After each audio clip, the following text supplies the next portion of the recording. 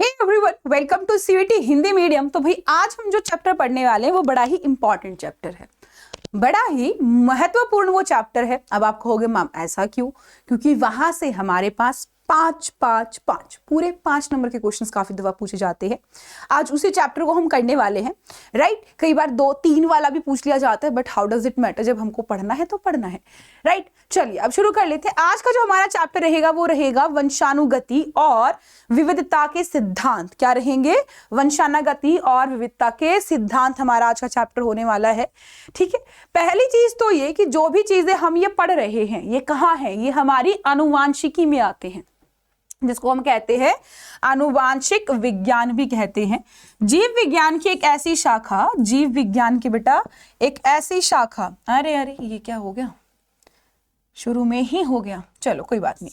जीव विज्ञान की एक ऐसी शाखा आनुवांशिकी, ये आपका किससे संबंधित होता है? आपका जितना भी आनुवांशिक पदार्थ होता है, क्या क्या वहां पे हो रहा है, हर चीज इससे संबंधित होती है, ठीक है। बट अगर मैं यहाँ पे बात करती हूँ तो यहाँ पे ये 2 चीजें हुए हमारे पास, एक तो वंशानुगति, एक आपकी विविधता।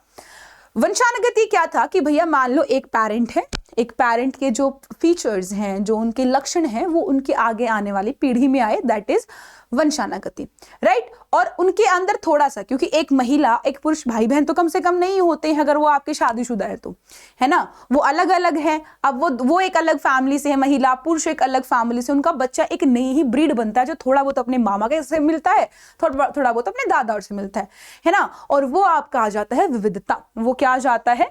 विविधता। अगर मानव की बात करें तो मानव को पता ही है कि 8000 से 10,000 वर्ष पहले ही, ईशा वर्ष पूर्व पहले ही, इन सब चीजों का मानव को पहले ही अंदाजा था। मानव बहुत सारे कृत्रिम जंगली गाय, कृत्रिम चयन, आपके बहुत सारे जानवरों को पालतू बनाया है, बहुत सारी इसने पौधे उगाए हैं। तो मतलब ऐसा नहीं है कि हमको नहीं मालूम था। और तो और छोड़ो, पंजाब के जो शाहीवाल गाय हैं, ये भी एक आपकी भारतीय किस्म से प्राप्त की गई और एक उच्च किस्म है। एक ऐसी गाय जिसका दूध बहुत अच्छी मात्रा में मिलता है और बहुत ही अच्छा उसके अंदर वसा का लेवल होता है, स्तर होता है। अब अगर मैं बात करूं तो यहाँ पे ये जो हम चीजें पढ़ रहे हैं, इसकी सारी कहानी कहाँ शुरू होती है ना? बोलते हैं कि लड़ाई हो गई है, लड़ाई की जड़ वो है। तो ऐसे ये जो आपकी पूरी कहानी चल रही है, जो हम पूरा चैप्टर पढ़ेंगे, पूरा अध्याय पढ़ेंगे, कहां से शुरू है? ये शुरू है आपके मेंडल के वंशानुगति के नियम से। कहां से? मेंडल के वंशागति के नियम से। अब देखो होता क्या है, 1896 में,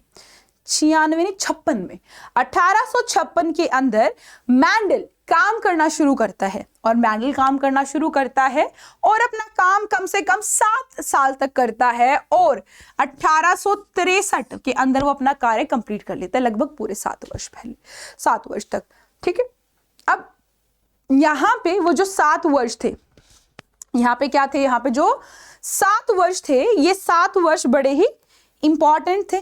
क्यों? क्योंकि इस समय पे यहाँ पे इन्होंने अलग अलग विश्लेषण किए। और तो छोड़ो, आप लोगों का मैथ, जिसको हिंदी में कहते हैं सांख्यिकी, है ना, सांख्यिकी और गणितिक तर्क का भी इसने यहाँ पे क्या किया? उसको अपनाया। और साथ में यहाँ पे इन्होंने बहुत सारे आंकड़ों का बार बार अध्ययन किया, बार बार चीजें की, है ना। तो ये मान लो बोलते हैं ना कि भैया अगर आप इतनी मेहनत करते हो कि भैया बार बार एक चीज की प्रैक्टिस करते हो तो मैं परफेक्ट हो जाते हो। एक कबीर का दोहा है, ऋषि आवत जावत शिलाते पड़त निशान, ऐसा करके, है ना, हम सबने सुना है ये। तो इसका मतलब क्या? जब ये बात बताओ 7 साल तक ये बंदा बार बार एक्सपेरिमेंट करेगा तो कुछ ना कुछ चीज इसको मिल ही जाएगी, है ना। तो वही कुछ चीजें इसने भी, इसको मिल भी गई, ऐसी बात नहीं कि इसको नहीं मिली। तो इसने क्या किया? इसने एक आपका ढांचा तैयार कर लिया एक तरीके से, जहां पे वो जो ढांचा है आज के समय पे इस आनुवांशिकी शाखा का आधार है, ठीक है। अब यहाँ पे मेंडल क्या करता है? मेंडल एक साधु होता है, एक सन्यासी होता है। और एक साधु सन्यासी जो है ना, साधु सन्यासी एक गार्डन में जाता है, एक बगीचे में जाता है और देखता है कि कुछ पौधे बहुत ही लंबे हैं, कुछ पौधे बहुत ही छोटे हैं, पर कोई भी पौधा उनके बीच का नहीं है। ना तो कोई ज्यादा छोटा है या फिर कोई ऐसा कि भी छोटे से थोड़ा बड़ा, बड़े से थोड़ा छोटा, जो बोलते हैं ना मध्यम, वो मध्यम वर्ग वहां पे नहीं था। मध्यम वर्ग के वहां ना होने की वजह से, मध्यम वर्ग के वहां पे ना होने की वजह से उनका दिमाग थोड़ा सा आश्चर्यचकित हो गया। उनको लगा कुछ तो करना चाहिए, तो वो क्या करते हैं, वो एक मटर का पौधा लेते हैं। क्या लेते हैं? वो एक मटर का पौधा लेते हैं और मटर के पौधे के ऊपर जो जो लक्षण थे उन लक्षणों पर विचार किया। उन्होंने देखा कि जो लक्षण है पौधे के अंदर, बहुत सारे लक्षण हैं। जैसे मैं कह दूं कि तुम, आपके मैम के अंदर क्या क्या लक्षण है, कहते मैम गोरी सी हैं, है ना, बाल घुंघराले से हैं, है ना, नाक ठीक है, आंखें भी ठीक हैं, होठों पे लिपस्टिक लगा रखी हैं, बाल खुले छोड़ रखे हैं, काली टी शर्ट पहन रखी है। लक्षण है ना, हम किस तरीके से दूसरे को बता रहे हैं। ऐसे ही पौधा था, पौधा एक लंबा है, एक छोटा है, यानी लक्षण क्या है? लंबाई का। बट लंबाई के लक्षण के अंदर भी वहां पे विपरीतार्थ थे। क्या थे? विपरीतार्थ, यानी कि एक दूसरे से अपोजिट, उल्टा एक दूसरे का था। जैसे कि 7 वो लक्षण थे जहां की उनकी बात की। सबसे पहला था तने की ऊंचाई। तने की ऊंचाई या तो लंबी होगी या फिर बोनी होगी, कोई दिक्कत परेशानी वाली बात नहीं है। ऐसे ही हमारे पास कहा कि जो पुष्पों की स्थिति है, पुष्पों की स्थिति या तो अक्षीय होगी कि अक्ष पे हमारे फूल होंगे, या फिर वो आपकी अंतः होगी, या फिर कैसी होगी? अंतः होगी, बिल्कुल यहाँ ऊपर होंगे, यानी तो साइड में होंगे। अगर फली का रंग देखें तो फली का रंग हरा है और एक पीला है, यानी रंग तो एक लक्षण है, फली का रंग एक लक्षण है और इस लक्षण के विपरीतार्थ ये दोनों हैं। ऐसे ही फली का आकार, ऐसे ही फली का आकार, जो एक फूली हुई है तो एक सिकुड़ी हुई है। फूल का रंग एक बैंगनी है तो एक सफेद है, बीज का रंग एक पीला है तो एक हरा है, बीज का आकार एक गोल है तो एक आपका झुर्रीदार है ना। तो यहाँ पे हम क्या कह सकते हैं? यहाँ पे हम ये कह सकते हैं कि यहाँ पे टोटल मैंडल ने कितने लिए? 7 लक्षण लिए और उन 7 लक्षणों के भी विपरीतार्थ इन्होंने लिए थे। और उसी के ऊपर सारा इन्होंने क्या किया भैया? सारा का सारा एक्सपेरिमेंट इन्होंने किया। आप चाहो तो यहाँ से भी आप देख सकते हो अपनी एनसीईआरटी के अंदर कि यहाँ पे लिखा हुआ है लक्षण और उसके विपर्यास विशेषक। ठीक है, ये दोनों ही चीजें आपको यहाँ पे लिखी हुई मिल जाएंगी, आपका देख लीजिएगा यहाँ पे साथ में बुक में। अब देखो इन्होंने क्या यहाँ पे इन्होंने क्या, मेन चीज तो आपकी यही है ना, मेन चीज तो इनकी यही है कि इन्होंने किया क्या था। देखो इन्होंने ना बहुत सिंपल सी एक चीज की थी। इन्होंने पहले 2 पौधों को लिया, अलग अलग लक्षणों वाले पौधे का। एक का मान लो लंबाई बहुत ज्यादा है ना, एक की लंबाई बहुत कम है, एक का फूल सफेद है तो एक का बैंगनी है। ऐसे इन्होंने 2 अलग अलग किस्म के पौधे लिए। क्या लिए? 2 अलग अलग किस्म के पौधे लिए, पर वो शुद्ध वंशकर्मों के थे।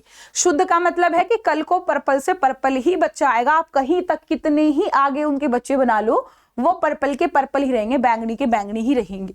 और उनके बीच में कृत्रिम परागण कराया और उससे उनके बाद उन्होंने उसके अंदर प्रजनन संभि कराया, जिससे उनके अंदर स्थायी विशेषक आ गए, यानी कि उनके ट्रेट्स जो है प्रदर्शित होने लग गए थे। अब यहाँ पे देखो सीधी सी चीज है, अगर मैं आपको यहाँ पे एक सीधी सी मैं बात कहती हूँ तो यहाँ पे इन्होंने क्या किया, आपका बोलते हैं ना गांव के अंदर की भैया ब्रीडिंग चल रही है। ब्रीडिंग एक बहुत इंग्लिश का शब्द है बट हम अच्छे से समझते हैं इसको, है ना। एक आपका ए एक बी, दोनों से बच्चा बनाया, वो सी निकल गया ना, तो वो ए जैसा है ना वो बी जैसा, वो सी निकल गया, दोनों का मिक्स निकल गया, है ना। हाइब्रिड बनाते हैं हम इस तरीके से।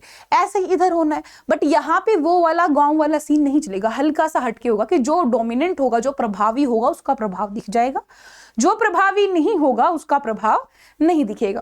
ठीक है, अब यहाँ पे अगर मैं बात करती हूं तो यहाँ पे इन्होंने क्या करते हैं, यहाँ पे एक तरीके से काफी सारे वंशानुगति की बात करते हैं। ठीक है, ये क्या कहते हैं जी, पहले हम एक बात कर लेते हैं कि एक जीन की वंशागति की बात कर लेते हैं कि पहले हम जो वंशागति कर रहे हैं, जिसके बारे में हम पढ़ रहे हैं, वो सिर्फ एक ही जीन है। वो कितने जीन है? सिर्फ एक ही जीन है। फॉर एग्जाम्पल, उदाहरण के लिए हम बोल सकते हैं, मान लो मैंने एक जीन क्या लिया, लंबाई का एक जीन ले लिया मैंने। किसका ले लिया है मैंने? यहाँ पे लंबाई का मैंने एक जीन ले लिया है। अब मैं देखना चाह रही हूँ कि लंबाई के अंदर क्या क्या होना है।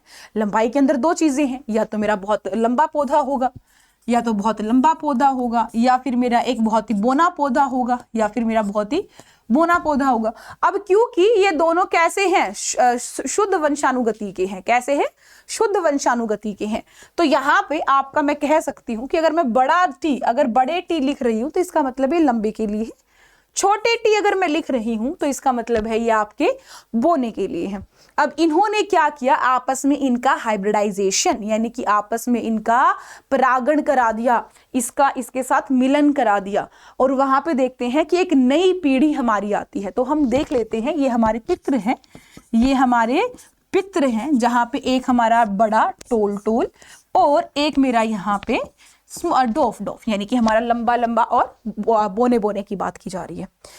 यहाँ पे अगर आप देखोगे तो यहाँ पे क्या होगा, मियोसिस होता है, गैमीट होता है, अर्धसूत्री विभाजन। गुणसूत्र ये एक नॉर्मल पौधे में है। अब इस पौधे के क्या बनेंगे, इस पौधे के बनने हैं भैया युग्मक। क्या बनेगा इसका, युग्मक बनेगा। ठीक है, युग्मक बनेगा तो यहाँ पे सिर्फ एक ही टी आएगा। कितना आएगा, एक ही टी आएगा। वहीं पे यही सेम चीज यहां भी होनी है। इसका भी क्या बनेगा, इसका भी आपका युग्मक आएगा। इसका भी क्या बनेगा, इसका भी युग्मक आएगा, युग्मक आएगा। और इस युग्मक से छोटा टी आ जाएगा। अब आप कहोगे मैम पहले तो हमारे पास 2 टी थे, आपने यहाँ पे छोटा टी क्यों कर दिया? सोचने की बात है। देखो बेटा, अगर मैं यहाँ पे बात करूं तो एक पितृ पौधा है, एक पौधे के जीनोटाइप है। जब इसके अंदर युग्मक बन रहे होंगे तो यहाँ पे ना बीच में अर्धसूत्री विभाजन भी तो हो रहा होगा। क्या हो रहा होगा, अर्धसूत्री विभाजन भी तो हो रहा होगा। और अर्धसूत्री विभाजन क्या करता है, 2n से n में परिवर्तित कर देता है। क्या कर देता है, 2n से n में परिवर्तित कर देता है। तो यहाँ पे बड़े बड़े टी में से एक छोटा टी आ गया है, यहाँ पे छोटे छोटे टी से आपका एक छोटा टी आ गया, यानी आधा हो गया है अब ये। ठीक है, ये एक पॉसिबिलिटी है कि ये वाला हो या ये वाले हो, ये हो या ये हो, कोई भी यहाँ पे हो सकता है। कोई जरूरी नहीं है कि भैया यही वाला है, ए वाला ये बी वाला, कोई ऐसा फिक्स नहीं है। ठीक है, अब यहाँ पे अगर मैं बात करूं, यहाँ पे अगर मैं बात करूं कि जब इनका युग्म होगा तो ये किस तरीके का बच्चा बनाएंगे, इधर से टी, इधर से ई टी, यानी यहाँ पे एक बड़ा टी, एक छोटा टी। ये हमारी F1 जनरेशन आती है। ये हमारी क्या आती है, F1 पीढ़ी आती है। ये हमारी कैसी आती है भैया, F1 पीढ़ी आती है। अब यहाँ पे हम क्या देखते हैं, अगर आप देखो तो यहाँ पे ये जो पौधा है ये लंबा था, यहाँ पे जो पौधा है वो बोना था। पर हमने देखा कि जब हमने इन दोनों का मिश्रण कराया, इसके मिश्रण से ऐसे वाला पौधा आया, पर ये पौधा कैसा था, लंबा पौधा था। ये कैसा पौधा था भैया, ये आपका लंबा पौधा था। इस इधर से हमको पता चल रहा है कि भैया यहाँ पे छोटा पौधा क्यों नहीं है। हमने तो छोटा पौधा भी दिया है, पर छोटा क्यों नहीं दिखा, ये बड़ा ही क्यों दिखा, क्योंकि बड़ा लंबा हमारा प्रभावी है। यहीं से हमारा एक नियम आता है जिसको कहते हैं प्रभाविता का नियम। यहां से हमारा क्या आता है, यहां से हमारा आता है प्रभाविता का नियम, प्रभाविता का नियम। ठीक है, ये चीज आप सभी याद रखेंगे। ठीक है भैया, अब प्रभाविता का नियम क्या कहता है, प्रभाविता का नियम कहता है कि जब आपस में समजात क्या बोलते उसको, गुणसूत्र, जब आपके समजात गुणसूत्र हो तो वहां पे जो भी आपका प्रभावी है तो अपना प्रभावी वाला प्रभाव दिखाएगा, अप्रभावी है तो अप्रभावी वाला प्रभाव दिखाएगा। बट अगर आपका समजात नहीं है, विषम जात तरीके का गुणसूत्र है, तो वहां पे जो प्रभावी होगा सिर्फ उसी का प्रभाव दिखेगा, अप्रभावी का नहीं दिखने वाला है। यही सेम चीज आपके यहाँ पे बोला है कि भैया मेंडल ने वंशागत के अध्ययन के लिए आपका क्या किया, लंबे और बोने पौधे का संकरण किया। ठीक है, यहाँ पे एक जीन का आनुवांशिक अध्ययन किया गया था। ठीक है, इस पीढ़ी के प्रथम संतति पीढ़ी, यानी कि फाइलेल प्रोजीन, पहला प्रथम संतति जो पीढ़ी है वहां पे वो देखते हैं कि सभी पौधे लंबे थे, यानी सभी लंबे जनक के समान थे, इसमें कोई पौधा बोना ही था नहीं था। तो इसी तरीके से वो देखते हैं कि F1 में 2 या 1 में से एक का ही लक्षण अभिव्यक्त होता है, दूसरे का प्रकट ही नहीं होता है।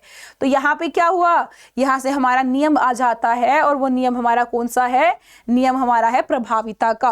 पर क्योंकि ये आपका एक जीन वंशानुगति है और यहाँ पे एक संकर आपका क्रॉस हो रहा है, एक संकर आपका संकरण हो रहा है यहाँ पे, तो आपकी बाकी चीजें भी होनी है, बाकी चीजें भी होनी। देखो यहाँ पे अगर मैं आपको बात करूँ तो कहीं पे दिखाया हुआ होगा जरूर ये,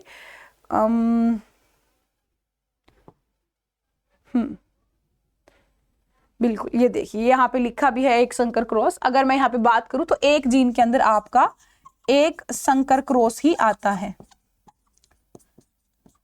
ठीक है। अब हमने क्या करा, अब हमने सोचा जी ये तो हमने देख लिया, अब हम क्या करते हैं, इस F1 को F1 के साथ करा देते हैं, ठीक है। हम क्या करा देते हैं, F1 को F1 के साथ ही करा देते हैं। अब F1 को F1 के साथ कराना है तो यहाँ पे F1 क्या आई थी, F1 आई थी हमारी ये जो लंबे पौधे थे। अब यहाँ पे आ गया ये वाला T इंटू में T, ठीक है। अब देखो जब युग्मक बनेंगे ना, अलग अलग तरीके के युग्मक बनेंगे यहाँ पे। एक तो पॉसिबिलिटी है कि आपके पास ये बड़े वाला T आ जाए, एक पॉसिबिलिटी इधर से आपका छोटे वाला T आ जाए, एक पॉसिबिलिटी है इधर से, जब क्योंकि एक इधर से आएगा तो एक इधर से आएगा, इधर से बड़ा वाला आए और एक इधर से कि भाई इधर से छोटे वाला आ जाए। यानी कि इच्छा यहाँ पे, या आपकी अगर बात करो किसकी, प्रोबेबिलिटी की, यानी कि आपकी संभावना, तो संभावना दोनों की ही बराबर है। हो सकता है किसी कारणवश यहाँ पे ये वाला आए और इधर से ये वाला आ जाए, और यहाँ पे इस किस्म में, यहाँ पे इस तरीके से हमारे पास कुछ ऐसा पौधा हो, ऐसा पौधा हमारा फिर से आ जाए। एक ये भी हो सकता है कि इसके साथ मेरा ये वाला आ जाए, यानी यहाँ पे बड़ा टी और बड़ा टी हो जाए, और बड़ा टी होने का मतलब है कि यहाँ पे ये भी लंबा होगा, है ना। अब आगे देखो, इधर ये भी तो इच्छा हो सकती है कि ये ना आके ये वाला आ जाए। अब इसके साथ हो सकता है ये आ जाए, या फिर इसके साथ हो सकता है ये वाला आ जाए। अगर इसके साथ बड़े वाला टी आता है तो यहाँ पे एक छोटा टी एक बड़ा टी हो गया, और यहाँ पे छोटा टी आता है इधर से छोटा टी, तो ये छोटा टी हो गया कि नहीं हो गया। अब यहाँ पे देखो, इसको एक पुन्नेट स्क्वायर होता है, वहां से भी निकाल सकते हैं, जहां पे एक तरफ तो हम एक वाले लिख लेंगे, दूसरी तरफ हम दूसरे वाले ले लेंगे, ठीक है। इस तरीके से हम इनका क्रॉस बनाएंगे, इधर से बड़ा टी, इधर से बड़ा टी, इधर से बड़ा टी, इधर से छोटा टी, इधर से बड़ा टी, इधर से छोटा टी, इधर से छोटा टी, इधर से छोटा टी। अब यहाँ पे आप जरा देखो किसका प्रभाव कैसा आएगा, किसका प्रभाव कैसा आएगा। प्रभाव की अगर मैं यहाँ पे बात करूं तो यहाँ पे आप देखिएगा, हमारे पास ना ये वाला पौधा है, ये भी लंबा है, टोल, ये भी टोल, ये भी टोल, और ये आपका ड्वार्फ, ये आपका ड्वार्फ।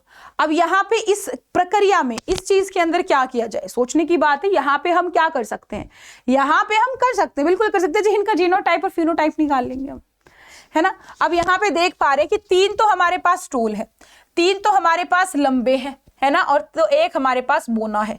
यहाँ से क्या निकला कि 3 हमारे पास लंबे पौधे हैं और एक बोना पौधा है। सोच के देखो, बोना पौधा कहाँ बना था, बोना पौधा कहाँ बना था और ये कहाँ दोबारा बना है ना। चलिए आइए यहाँ पे,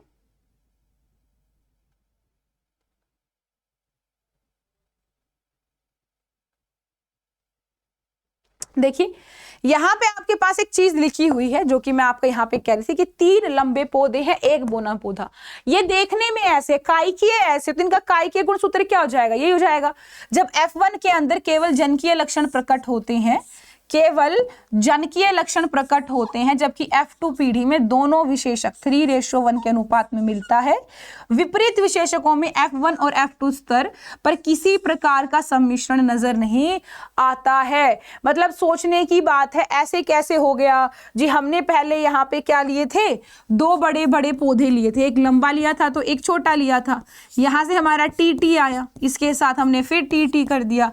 अब यहाँ पे हमारे पास कुछ इस तरीके का आ जाता है, कुछ इस तरीके से आ जाता है। इसका मतलब क्या है, इसका मतलब क्या है कि ये जो है ना, यहाँ पे F1 जनरेशन थी, यहाँ पे F2 थी, और ये हमारी पेरेंटल थी, यानी हमारी पैतृक थी। अब ये कैसे हो गया कि यहाँ से यहाँ दोबारा बोना तो हमारा यहाँ था, यहाँ तो बोना नहीं था। अब ये दोबारा से बोना कैसे बन गया, दोबारा से बोना कैसे बन गया?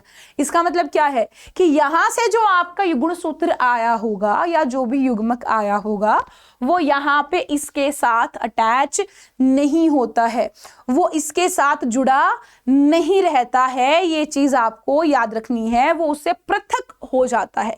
क्या हो जाता है? पृथक हो जाता है। और यहीं से हमारा कौन सा नियम निकलता है? पृथक्करण का। यहीं से हमारा कौन सा नियम निकलता है? पृथक्करण का नियम हमारा निकलता है, और इसी को हम बोलते हैं युग्मकों की शुद्धता। क्योंकि पहले भी हमारे पास यही था और ये दोबारा घूम फिर के आप वापस से ऐसे वाला ही कॉम्बिनेशन बन गया, ऐसा ही जोड़ा बन गया। तो इसको हम क्या बोल देते हैं? इसको हम क्या बोल देते हैं जी? इसको बोलते थे पृथक्करण।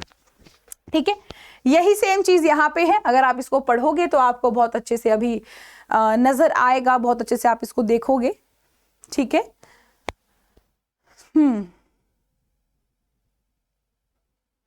आप इसको पढ़िएगा पुस्तक के अंदर। ये जो मैंने आपको पढ़ाया है ये ऐसे के ऐसे आपको मिल जाएगा, आपको एक शब्द भी इधर से उधर नहीं मिलेगा। ठीक है, चलिए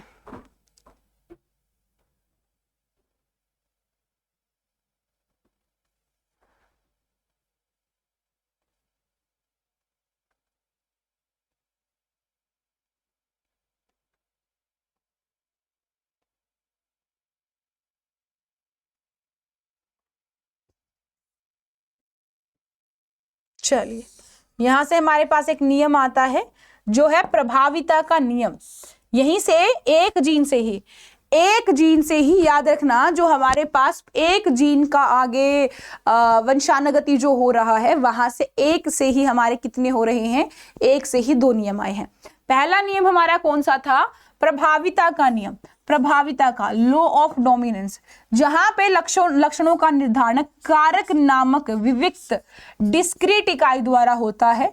कारक जोड़ों में होते हैं, जिसपे यहाँ पे हम बात करें टी और टी, ये कारक है, एलील यहाँ पे है। ठीक है, यदि कारक जोड़े में दो सदस्य असमान हो तो इसे एक कारक दूसरे कारक पर प्रभावी हो जाता है, अर्थात एक प्रभावी दूसरा अप्रभावी होता है। F1 में केवल एक जनक लक्षण का प्रकट होना, F2 में दोनों जनक लक्षणों का प्रकट होना प्रभाविता के नियम के द्वारा समझा जा सकता है। और इसी से दूसरा प्रिंसिपल भी आता है, विसंयोजन का नियम, लॉ ऑफ सेग्रीगेशन भी यहां से समझ में आता है। और ये कहते हैं जी ये हमारे युग्मक है ना, जो हमारे क्या है?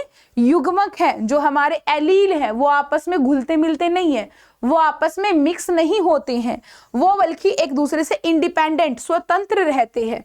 ठीक है, क्या रहते हैं? स्वतंत्र रहते हैं। अब ऐसे ही अगर मैं यहाँ पे बात करूं तो यहाँ पे इन्होंने बोला कि हमारे पास ना पर एक आपके पास अपवाद है जो कि आपका कहता है अपूर्ण प्रभाविता। वो आपका क्या है? अपूर्ण प्रभाविता भी हमारे पास एक शब्द आती है, एक चीज आती है जो कि हमारा है।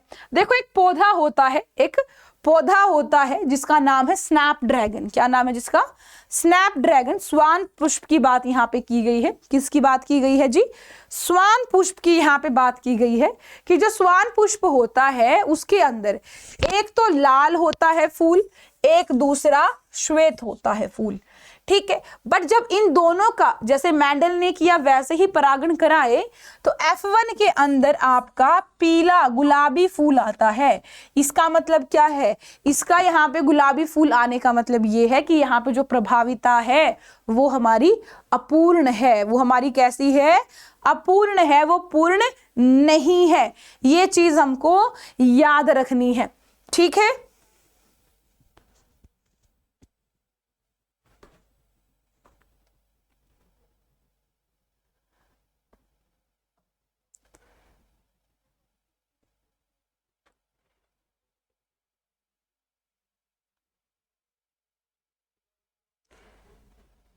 अभी ऐसा ही हमारे पास एक दूसरी चीज आती है जिसको हम कहते हैं सह प्रभाविता। क्या कहते हैं, सहप्रभाविता। अपूर्ण प्रभाविता ने क्या कहा जी, तुम्हारा जो प्रभाव है ना वो पूर्ण नहीं है, क्योंकि तुम तो लाल होने थे, तुम तो गुलाबी हो गई, है ना। जैसे कि इसको मैं आपको समझा देती हूँ दोबारा से। अगर मैं यहाँ पे बात करूँ तो एक तरफ हमारे लाल पुष्प होने थे, एक तरफ हमारे श्वेत पुष्प होने थे। ये हमारे लाल वाले हैं और ये हमारे श्वेत वाले हैं, ठीक है। यहाँ पे अगर मैं बात करूं तो हमारे पास जो बनेगा वो आर कुछ इस तरीके का बनेगा, और इसी से हमारा कैसा पुष्प बनेगा, गुलाबी। कैसा बनेगा, गुलाबी बनेगा। अगर मैं इसी को, इस F1 को दोबारा F1 के साथ ही कर दूं, आर आर आर आर और आर आर कर दूं, तो यहाँ पे मैं पाऊंगी कि मेरे पास तीन तरीके का क्या है, तीन तरीके के यहाँ पे मेरे पास संयोजन, आपकी विषमताएं हमको मिलेगी। जैसे एक तो आर आर जो कि दोबारा लाल हो गया, एक आर आर जो दोबारा श्वेत हो गया, एक आर आर जो दोबारा से गुलाबी हो गया। ये हमको दोबारा से देखने को मिल जाएंगे। इसका मतलब क्या है जी, गुलाबी होने के बावजूद भी दोबारा से श्वेत और सफेद में आ जाता है, मतलब मिक्स तो कम से कम नहीं होता है, अपना आराम से अलग हो जाता है। ऐसे ही सह प्रभाविता का नियम आता है। सह प्रभाविता का नियम क्या कहता है बेटा, सह प्रभाविता का नियम क्या कहता है, सह प्रभाविता का नियम कहता है जी, देखो हमारे पास ना ब्लड ग्रुप है, रक्त समूह है। एक तो हमारे पास रक्त समूह है IA और एक हमारे पास है IB, और जब ये दोनों आपके मिलते हैं तो ये IA और IB होते हैं। यानी कि यहाँ पे अगर मैं बात करती हूँ, तो हम कभी भी इस कंडीशन में, जब आपके पास दोनों ही तरीके के A और B दोनों ही तरीके के जब गुणसूत्र होते हैं, तो आप कभी भी ये नहीं कहते हैं जी यहाँ पे जो है ना क्या है, यहाँ पे ना जी आपका A है या B है, आप इसको बस AB ही बोलते हो। क्या बोलते हो इसको, सीधा बस AB ही बोलते हो। और ये क्या है, जहां पे आपके पास दोनों ही प्रभावी हो, जहां पे आपका ये और ये दोनों ही प्रभावी हो और अलग अलग प्रभाव ये दिखाते हो, इसको कहते हैं सह प्रभाविता, ठीक है, जो कि हमारा रुधिर वर्गों के अंदर होता है।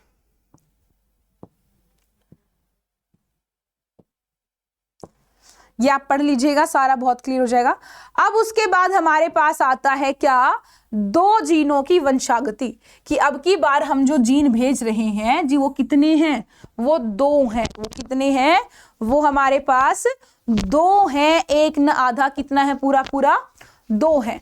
अब यहाँ पे जो दो हैं वो कैसे हैं, जरा हम देख लेते हैं इसको, ओके। तो यहाँ पे होगा क्या, देखो अगर मैं दो जीनों की वंशागति की बात करूं तो हमको ये पता है कि एक जीन से एक ही लक्षण हमारा होता है, बट अगर हमारे पास दो जीन होंगे तो दो जीनों से हमारे पास भिन्न भिन्न लक्षण होंगे। क्या होंगे, हमारे भिन्न भिन्न लक्षण होंगे। अब यहाँ पे जो हमारे भिन्न भिन्न लक्षण होने वाले हैं वो कौन से होने वाले हैं, यहाँ पे एक तो हमारे पास है कि संकरण जो होगा एक पीले और गोल बीज वाले पौधे के अंदर होगा। ये तो एक संकरण, आपका आकार गोल है या झुर्रीदार है, रंग गोल है ना। एक आपका पीला रंग के लिए है और गोल जो है आपका आकार के लिए है। आकार और रंग अलग अलग चीजें हैं, इसके लिए अलग जीन और इसके लिए अलग जीन, यानी दोनों जीनों को मैं मिला दूं और मैं बना दूं पीला और गोल बीज वाला, और साथ में एक दूसरा उसके अपोजिट, उसके विपरीत एक और है आपका हरा और झुर्रीदार बीज।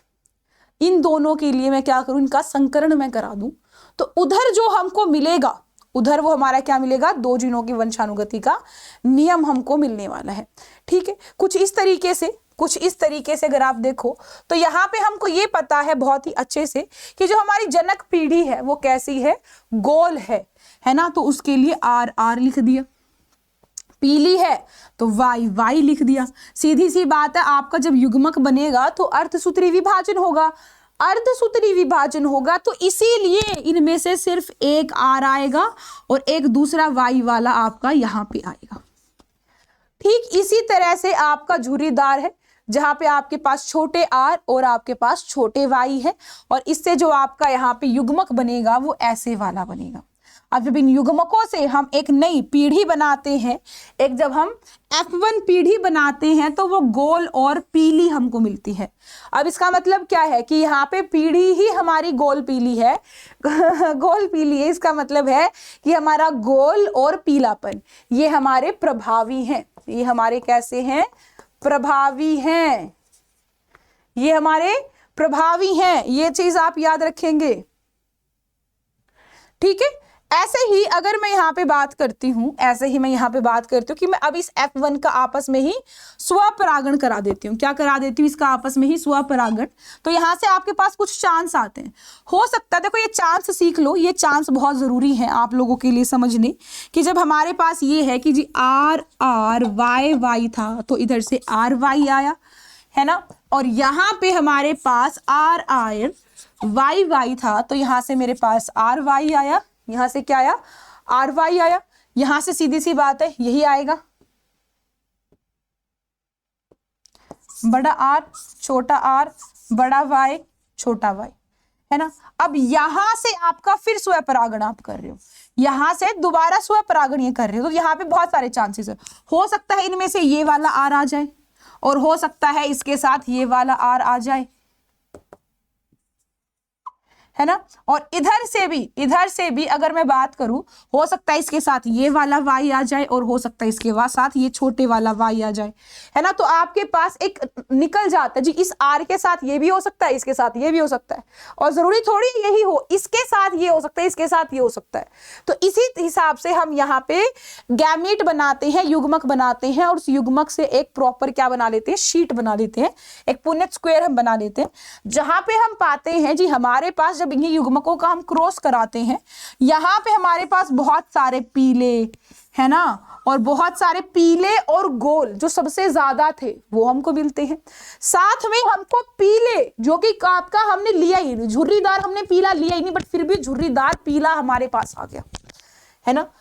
उसके बाद हमारे पास यहाँ पे क्या आ गया जी? हमारे पास यहाँ पे गोल हरा हो गया। हमने तो हरा लिया ही नहीं, हमने तो हरा और गोल लिया ही नहीं था, हमने तो हरा झुर्रीदार लिया था, हरा लिया ही नहीं, फिर कहां से आ गया ये?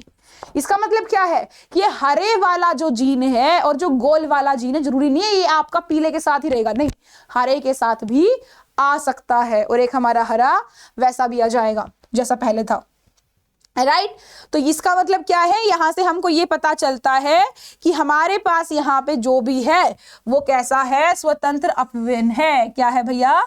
स्वतंत्र अपव्ययन है। इसका मतलब क्या है स्वतंत्र अपव्ययन का? इसका मतलब है प्यारे बच्चा कि जब हम क्रॉस कराते हैं द्विसंकर, तो वहां पे फिनोटाइप हमारे पास क्या आता है? गोल पीला आता है, झुर्रीदार हरा आता है, गोल हरा आता है, और झुर्रीदार हरा आता है, जिसको हम 9:3:3:1 में हम बताते हैं। और इसी को प्रकट करते हुए ये भी कहते हैं कि अगर मैं यहाँ पे बात करूं तो ये आपका कभी भी, हमने तो पीला और झुर्रीदार लिया ही नहीं, बट फिर भी ये दोनों जीन एक साथ आके प्रभाव दिखा रहे हैं। हमने हरा और गोल ये एक साथ लिया ही नहीं, बट फिर भी किसी दूसरे के साथ वाला का प्रभाव यहाँ भी दिख रहा है। इसका मतलब क्या है कि यहाँ पे अगर आपके दो लक्षण अलग अलग हैं, एक लक्षण ये है, एक लक्षण ये है, तो आपस में एक मिक्स नहीं होंगे, मिश्रित नहीं होंगे। ऐसा नहीं जी इसके साथ ये ऐसे ही जाएगा, ये इसके बिना भी जा सकता है, किसी और के साथ भी जा सकता है। तो यहां से हमारा क्या आता है? स्वतंत्र अपव्ययन का नियम आता है। क्या आता है? स्वतंत्र अपव्ययन का नियम आता है। जहां पे क्या होता है भैया? जहां पे लक्षण हम जोड़े में लेते हैं और वहां पे लक्षण वियोजन दूसरे जोड़े से स्वतंत्र होता है। क्या होता है? दूसरे जोड़े से स्वतंत्र होता है। ठीक है, आई थिंक ये आपका क्लियर होगा। इसको मैं थोड़ा पढ़ोगे तो सारा क्लियर हो जाएगा। चलिए, अब यहां से आती है वंशानुगति की क्रोमोसोमल सिद्धांत। क्रोमोसोमल सिद्धांत, देखो इसके ऊपर ज्यादा प्रश्न आया नहीं है, सच बताऊं तो इसके ऊपर ज्यादा प्रश्न आपका आया ही नहीं है। अभी तक मैंने ऐसा कोई प्रश्न देखा ही नहीं है जो कि आपके वंशानुगति क्रोमोसोम सिद्धांत पे हो, पर फिर भी मैं बता देती हूँ यहाँ पे क्या क्या चीजें थी, क्योंकि आपको पता होनी चाहिए। देखो वंशानुगति का क्रोमोसोम सिद्धांत की अगर मैं बात करूं तो यहाँ पे बहुत सिंपल सॉर्टेड सा चलता है, बहुत ही सिंपल और सॉर्टेड सा चलता है कि हमारे पास ना मेंडल का काम होता है, पब्लिश होता है। वो आपका ज्यादा फेमस हो नहीं पाता है क्योंकि किसी एक छोटी सी पत्रिका के अंदर उन्होंने अपना काम जो है पब्लिश करा दिया था, प्रदर्शित करा दिया था, तो लोगों तक पहुंच नहीं पाई। तो यहाँ पे क्या होता है कि जब जिस समय पे बहुत टाइम के बाद 1900 में उनके कार्य 1900 तक उनका कार्य अज्ञात रहा, पर उसके बाद जब वो आपका पता चलता है दूसरों को, तो यहाँ पे आपके 3 साइंटिस्ट आते हैं, वेरिस, कॉरेन और स्मार्क। ये तीनों 1900 के अंदर उनके कार्य को ढूंढ लेते हैं और कहते हैं जी आपके मेंडल ने ना बहुत सही स्टेटमेंट कही थी, इन्होंने बहुत सही चीजें हमको बताई थी, बस हम ही नादान रह गए। और यहां से फिर हमारी एक चीज आ जाती है कि वो आपका क्या करते हैं, वो आपका जीन, जो हम आज के समय पे जीन कहते हैं, उसी को वो कारक कहते हैं, और यहीं पे हम उनकी चीजों को समझ नहीं पा रहे थे। ठीक है, ठीक है, चलिए अब देख लेते हैं यहाँ पे जो आपका मेन है। देखो यहाँ पे लिखा है इनका नाम कि 1900 में 3 वैज्ञानिक डिवेरिस, कॉरेंस एंड स्मार्क, इन्होंने स्वतंत्र रूप से लक्षणों की वंशागति संबंध मेंडल के परिणामों को पुनः खोज की। ये माइक्रोस्कोप की तकनीकी प्रगति भी होती जा रही थी। वैज्ञानिक सावधानी से कोशिका विभाजन देखने में समर्थ हो चुके थे। कोशिका केंद्र में संरचना की खोज हो चुकी थी। कोशिका विभाजन के पहले द्विगुणित एवं विभाजित भी हो जाता था, इससे क्रोमोसोम कहा गया। 1902 तक असूत्री विभाजन कोशिका के दौरान क्रोमोसोम की गति का ज्ञान हो चुका था। वॉल्टर सटन और थियोडोर बॉमर ने देखा कि क्रोमोसोम जो है, क्या भैया, जो क्रोमोसोम है, हाँ यहां से दिखा देती हूं मैं, जो क्रोमोसोम है, अगर आप यहाँ पे देख रहे हो तो क्रोमोसोम आपका यहाँ पे, ये देखो इनका यहाँ पे क्रॉसिंग ओवर होता है। अगर आपको ध्यान है, क्रॉसिंग ओवर हम सब ने देखा है कि यहाँ पे पृथक होते हैं, पृथक होते हैं, उसके बाद हमारे अलग अलग होते हैं। ठीक है, ऐसे ही उन्होंने बहुत सारी चीजें देखी और वो बताते हैं कि हमारे पास भी बहुत सारी चीजें हैं जो हमको बताने हैं। अब उन्होंने क्या किया, क्रोमोसोम और जीन के व्यवहार की तुलना की। अब देखो अगर बात करूं यहाँ पे, तो आपके पास जो जीन होते हैं, जो क्रोमोसोम होते हैं, वो भी जोड़े में होते हैं और वो भी आपका जोड़े भी हैं। यहाँ पे भी क्रोमोसोम युग्मक जनन के दौरान विसंयोजित हो जाते हैं, एक जोड़े में एक ही पाया जाएगा। यहाँ पे भी वही सेम चीज होती है, अलग अलग जोड़े एक दूसरे से स्वतंत्र विसंयोजित होते हैं, यहाँ पे भी वही सेम चीज।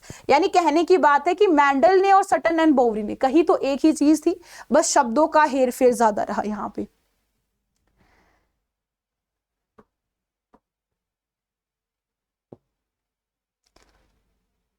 हम्म,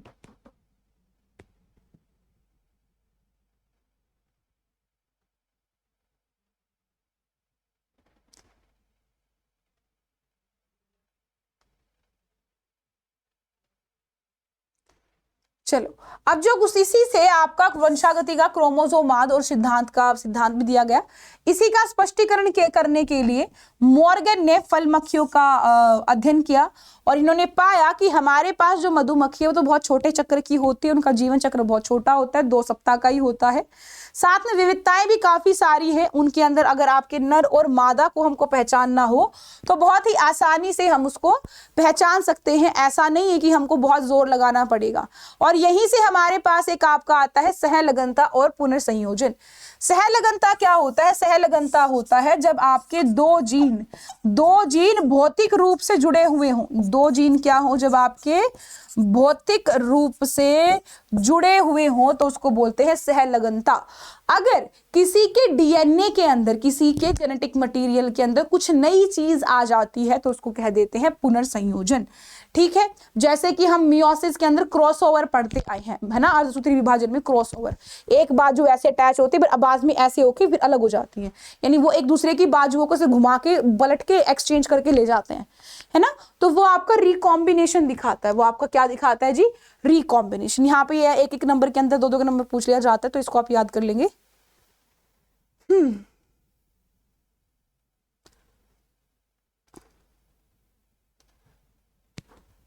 अब यहां से आपका आता है बहुजीनी वंशानुगति। बहुजीनी वंशानुगति क्या है, जरा इसको समझिए।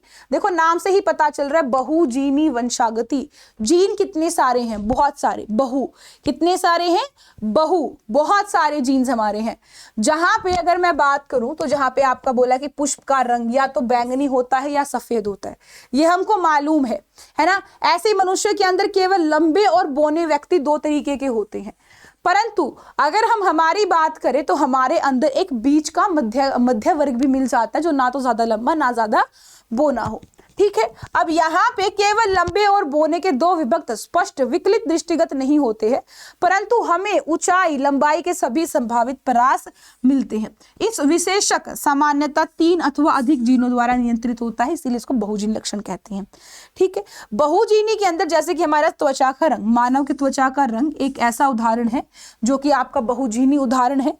ठीक है, अगर मैं यहाँ पे बात करती हूँ तो हमको क्या कहा जाता है जी, मानव का जो त्वचा का रंग है वो ABC जीन से होता है। अगर ये सारे के सारे प्रभावी हैं, जितना ज्यादा प्रभाव उतना ज्यादा गाढ़ा रंग। मान लो तीनों के तीनों बहुत प्रभावी हैं, तो जो हमने कल सुबह पढ़ा था निग्रोइड, वो वाली कंडीशन यहाँ पे बन जाएगी।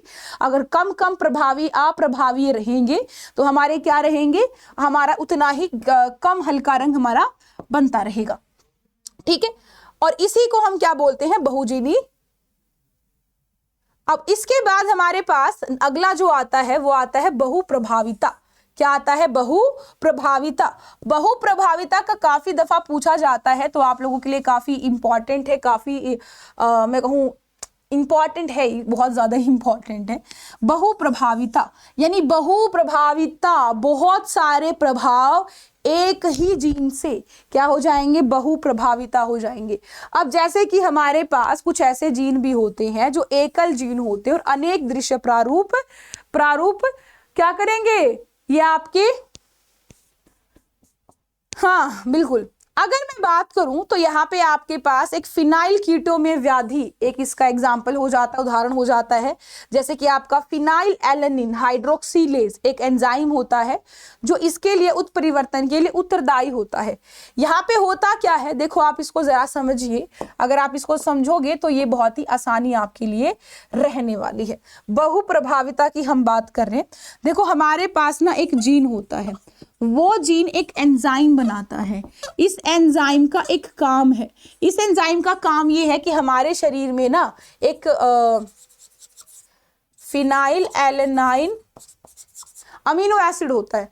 ये एंजाइम इसको कन्वर्ट कर देता है टाइरोसिन में, और टाइरोसिन के बनने से हमारे त्वचा का रंग, हमारे बाल, ठीक है, और अगर मैं बात करूं तो बालों के अलावा और भी बहुत सारी चीजें हमारी यहाँ पे क्या होती हैं, कंट्रोल होती हैं। अगर मैं यहाँ पे बात कर दूं किसकी, अगर मान लो ये जीन खराब हो तो ये एंजाइम नहीं बनेगा, एंजाइम नहीं बनेगा तो ये आपका फिनाइल एलेनिन टायरोसिन में कन्वर्ट ना होके फिनाइल पाइरुवेट में कन्वर्ट हो जाएगा, फिनाइल पाइरुवेट में परिवर्तित हो जाएगा, और जिसकी वजह से हमारे शरीर में हमारे मानसिक मदन हमारा हो जाएगा, बालों की कमी हो जाएगी, त्वचा रंजन हमारा हो जाएगा। ठीक है, तो ये हमारा क्या है, बहुप्रभाविता। ऐसे ही लिंग निर्धारण आता है, ऐसे ही क्या आता है, लिंग निर्धारण आता है। लिंग निर्धारण की अगर मैं बात करूं, लिंग निर्धारण की अगर मैं बात करूं तो लिंग निर्धारण हमारा बहुत आसान होता है। देखो ये तो मैं आपको वैसे ही बता देती हूँ, इसके अंदर ऐसा कुछ भी नहीं है। ठीक है, ये तो मैं वैसे ही बता देती हूँ लिंग निर्धारण कैसे होता है।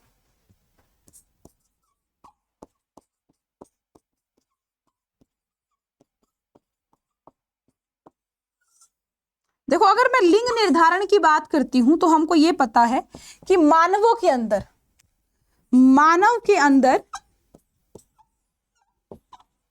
46 गुणसूत्र होते हैं, इसमें से 44 ऑटोजोम होते हैं और 2 लैंगिक होते हैं। 2 कैसे होते हैं, लैंगिक, सेक्स क्रोमोसोम हमारे होते हैं। ठीक है, अगर मैं महिला की बात करूं, यहां पे अगर मैं महिला की बात करूं तो महिला के पास होता है जी XX। अगर मैं यहां पे पुरुष की बात करूं तो पुरुष के पास यहां पे क्या होता है, XY। तो सीधी सी बात है कि हमारे पास सिर्फ दो ही चीजें हैं, हमारे पास सिर्फ यहाँ पे दो ही चीजें हैं, एक हमारे पास एक्स एक्स और एक हमारे पास क्या है, एक्स वाई है। क्या है, एक एक्स एक्स है, एक हमारे पास क्या है, एक्स वाई है। ठीक है, अगर मैं यहाँ पे बात करूं किसकी, अगर मैं यहाँ पे बात करूं किसकी, यहाँ पे ना बेटा, यहाँ पे एक चीज हो सकती है, यहाँ पे एक चीज हो सकती है, वो चीज ये हो सकती है कि इधर से सिर्फ एक्स ही आए, इधर से अगर मान लो एक्स आ गया तो ये महिला, और इधर से अगर मान लो वाई आ गया तो ये पुरुष। तो आपका यहाँ पे लिंग निर्धारण किसने किया? ये प्रश्न आपका कई दफा पूछा जाता है कि लिंग निर्धारण के लिए बताओ कौन जिम्मेवार है। लिंग निर्धारण के लिए पुरुष जिम्मेवार होता है, क्योंकि पुरुष के पास विषम जातीय गुणसूत्र होते हैं एक्स और वाई, महिला के पास समान तरीके के होते हैं एक्स और एक्स, वहां से एक्स ही आता है। अगर पुरुष के पास से एक्स जाता है तो लड़की बन जाती है, अगर पुरुष के पास से वाई जाता है तो लड़का बन जाता है। तो यहाँ पे महिला का किसी भी तरीके से कोई दोष नहीं है, सारा दोष किसका है? पुरुष का है। सारा दोष किसका है भाई? सिर्फ और सिर्फ पुरुष का है। ठीक है, हमको ये इतना ही करना है, इसके अलावा मुर्गे वुर्गे का कीट वीट का आता नहीं है, डू नॉट वरी।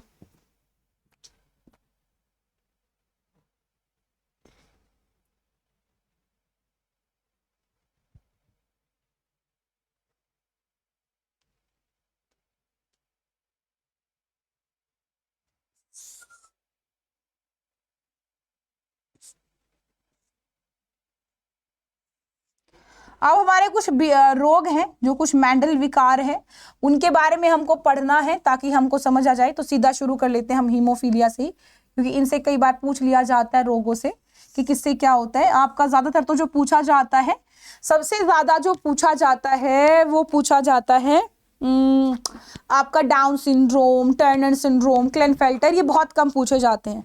तो ऐसा नहीं है कि आपको ये करने नहीं है, करने हैं, पर इन पे इतना ध्यान हम देंगे नहीं। देखो हीमोफीलिया में क्या होता है, ये एक ना लिंग सहलगन रोग होता है। ठीक है, लिंग सहलगन रोग होता है, इसके प्रभाव से आपका रहित वाहक, यानी कि आपका इसका अगर प्रभाव आपका ना हो तो नारी से या आपका जो भी है वहां पे रोगों का संचार होता है। अगर यहाँ पे बात करूं तो इसमें होगा क्या, इसके अंदर रुधिर का थक्का नहीं बनता है। थक्का नहीं बनने की वजह से यहाँ पे आपके पास आपका अगर थोड़ा सा भी कट कहीं पे लग जाता है, हल्का सा भी आपका कुछ कट जाता है हाथ, तो खून बहता रहता है, खून बिल्कुल भी नहीं रुकता है। इसी को हम क्या कहते हैं? हीमोफीलिया कहते हैं। और ये ज्यादातर महिलाओं के एक्स क्रोमोसोम पे रहता है, पर महिलाओं में बहुत कम होता है। ये चीज सबसे अचंभित करने वाली है। उसके बाद आता है वर्णांधता। क्या आता है? वर्णांधता, वर्णांधता, राइट। अगर मैं यहाँ पे बात करूं तो यहाँ पे होगा क्या, हमारे पास दो तरीके के शैल होते हैं, एक शंकु शैल, एक शलाका शैल। शंकु शैल की अगर मैं बात करूं तो ये रंग देखने के लिए काम करते हैं, और शंकु कोशिका जो है वहां पे हरा और लाल, ये दो कोशिकाएं अच्छे से काम नहीं करती है, तो हरा रंग और आपको लाल रंग एक ही समान दिखाई पड़ता है, और इसी को हम कहते हैं क्या? वर्णांधता, राइट। ये ज्यादातर आपके एक्स क्रोमोसोम पे होता है, क्योंकि महिला के पास दो एक्स क्रोमोसोम होते हैं। महिला के पास दो एक्स क्रोमोसोम होते तो एक का प्रभाव दूसरे वाला दबा देता है। परंतु अगर मैं बात करूं एक्स और वाई की, तो एक्स के और वाई के अंदर क्या होता है? एक्स और वाई के अंदर होता है कि आपका एक ही एक्स है तो उसका प्रभाव दिखेगा ही दिखेगा। तो 8% पुरुषों में होता है और 0.4% ये महिलाओं में होता है। उसके बाद आता है दात्र कोशिका, दात्र कोशिका आरकता। अब यहाँ पे दात्र कोशिका आरकता के अंदर क्या होता है? हमारे पास हीमोग्लोबिन होता है। हीमोग्लोबिन की अगर मैं बात करूं तो हीमोग्लोबिन के पास दो चेन होती हैं। कितनी चेन होती है? दो आपकी चेन होती है, एक अल्फा एक बीटा, एक अल्फा और एक आपके पास बीटा। जो बीटा चेन है, बीटा चेन के छठे अमीनो एसिड, बीटा चेन के छठे कोडोन, छठे अमीनो एसिड जो होता है, GAG की जगह GUG आ जाता है। GAG का मतलब होता है आपका क्या, GAG का मतलब है आपका ग्लूटामिक एसिड, बट ग्लूटामिक की जगह पे आ जाता है वेलाइन, और जिसकी वजह से हमारी RBC का आकार कैसा, द्विअवतल की बजाय दात्राकार हो जाता है, ऐसा हंसिए के आकार का हो जाता है। फिनाइलकेटोनुरिया के बारे में मैंने आपको पहले ही बता दिया है, तो इसके बारे में मुझे बताने की आवश्यकता नहीं है, इसको बस पढ़ लीजिएगा, ठीक है। थैलेसीमिया के बारे में कभी पूछा नहीं गया है, तो इसको हम छोड़ दो, फिलहाल छोड़ दो। इस पे आइए, ये बहुत ज्यादा पूछे जाते हैं, आखिरी है ये अभी का टॉपिक और सबसे ज्यादा पूछे जाते हैं। देखो आपका सबसे पहले पूछा है डाउन सिंड्रोम, क्या पूछा है, डाउन सिंड्रोम। देखो हमको पता है जी डाउन सिंड्रोम क्या होता है। किसी भी मानव के अंदर, किसी भी मानव के अंदर अगर मैं बात करती हूं, तो किसी भी मानव के अंदर आपके पास 46 होते हैं क्रोमोसोम, जिसके अंदर 44 आपके ऑटोसोमल और 2 आपके XX या फिर XY जो है लिंग गुणसूत्र होते हैं। बट अगर मैं बात करूं डाउन सिंड्रोम की, तो डाउन सिंड्रोम इनसे संबंधित नहीं है। डाउन सिंड्रोम संबंधित है इधर से, इन 44 में से, इसमें से 44 वाले जो आपकी है, तो यहाँ पे जो 21 नंबर का जो गुणसूत्र का जोड़ा होता है, वहां पे एक एक्स्ट्रा गुणसूत्र आ जाता है, जिसकी वजह से आपको क्या हो जाएगा, डाउन सिंड्रोम। यानी कि 21वें क्रोमोसोम पे, यानी कि क्या है जी, यहाँ पे क्या है, 21वें क्रोमोसोम की अतिरिक्त प्रति का आ जाना, एक एक्स्ट्रा कॉपी का आ जाना इस विकार को बनाता है। यह विकार सर्वप्रथम लैंगडम डाउन ने खोजा था। अगर यहाँ पे मैं बात करूं, तो रोगी व्यक्ति छोटे कद वाला होता है, छोटे गोल सिर का होता है, जीभ में खांचा होता है, मुंह आंशिक रूप से खुला रहता है, चौड़ी हथेली अभिलाक्षणिक होता है, ठीक है, शारीरिक, मन प्रेरक और मानसिक विकास अवरुद्ध होता है। यहीं पे अगर मैं बात करूं आपका next, that is Klinefelter syndrome. Klinefelter के अंदर क्या हो जाएगा, बस वहां पे एक एक्स्ट्रा एक्स आ जाएगा। ज्यादातर ये जो आपका होता है पुरुषों के अंदर होता है, किसके अंदर होता है, पुरुषों के अंदर। क्लाइनफेल्टर किस में होता है,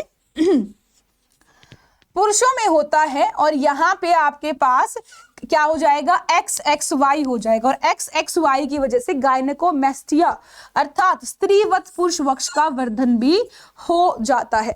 फिर फाइनल आ जाता है टर्नर सिंड्रोम। टर्नर सिंड्रोम की अगर मैं बात करूं, तो X क्रोमोसोम का एक अभाव होता है, तो फिर 45 क्रोमोसोम हो जाते हैं महिला में, और यही हमारा क्या होता है, टर्नर सिंड्रोम। यहाँ पे आपके द्वितीयक लैंगिक लक्षणों का अभाव हो जाएगा। अब ये याद रखना, यहाँ पे ये तीनों के तीनों इंपॉर्टेंट है, आपके एग्जाम में ना तीनों के तीनों पूछे जाते हैं, ऐसा नहीं, ये जो है तीनों ही इतने ही बराबर के इंपॉर्टेंट है, ठीक है। आपका ये मान लो डाउन सिंड्रोम, क्लाइनफेल्टर सिंड्रोम और टर्नर सिंड्रोम मोस्ट इंपॉर्टेंट है, इससे इंपॉर्टेंट कुछ नहीं है, ये आपका आएगा ही आएगा, लिखवा लो मेरे से। क्या क्या करना है अब आपको यहां से, वो मैं आपको बता देती हूं, क्या क्या करना है वो मैं आपको बता देती हूं, ताकि आपको कोई दिक्कत परेशानी ना हो। देखो आपसे क्या क्या पूछा जा सकता है, सीधी सी बात। पहली तो आपसे पूछा जा सकता है, एक शंकर क्रॉस, फिर द्वि शंकर क्रॉस, ठीक है। अरे क्या हो गया, चल नहीं रहा। ये पूछा जा सकता है, या फिर आपसे पूछा जा सकता है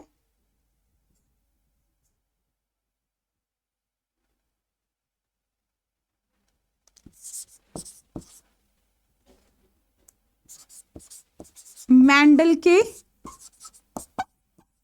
वंशागति नियम, ये पूछा जा सकता है। सबसे ज्यादा चांस अगर मैं कहूं, तो यहां पे इसी के आएंगे। इसी के साथ सह प्रभाविता, सीधा सीधा प्रश्न बनेगा, अप्रभाविता, अर्ध प्रभाविता, ठीक है। और इसके अलावा अगर आपका कुछ बाकी बचता है, तो वो सिर्फ एक ही है, आपके विकार। विकार भी कौन से, टर्नर, क्लेनफेल्टर